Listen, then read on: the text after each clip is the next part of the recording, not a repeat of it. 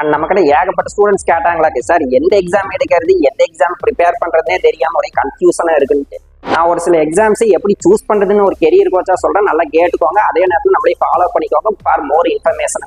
இப்போ பாத்தீங்கன்னு வைங்களேன், பவர் அண்ட் அட்மினிஸ்ட்ரேஷனுக்குள்ள போகணும்னு நினைச்சீங்கன்னா இந்த யூபிஎஸ்சி எக்ஸாம்ஸை சூஸ் பண்ணீங்க. High salary with fast recruitment வேணும்னு வைங்களேன், இந்த எஸ்எஸ்சி பேங்கிங் அதுக்கப்புறம் பாத்தீங்கன்னா ஆர்பிஐ எக்ஸாம்ஸ் எல்லாம் சூஸ் பண்ணலாம்.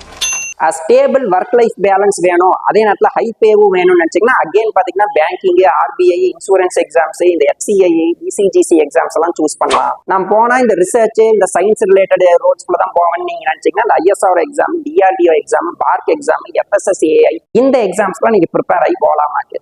எந்த எக்ஸாமுக்கு போனாலும் நீங்க ஹார்ட் ஒர்க் போட்டாதான் சக்சஸ் கிடைக்க மாட்டேன். இந்த கோச்சிங் சென்டருக்கு போனா கிடைக்கும், அந்த கோச்சிங் சென்டருக்கு போனா கிடைக்கும்ல இல்ல.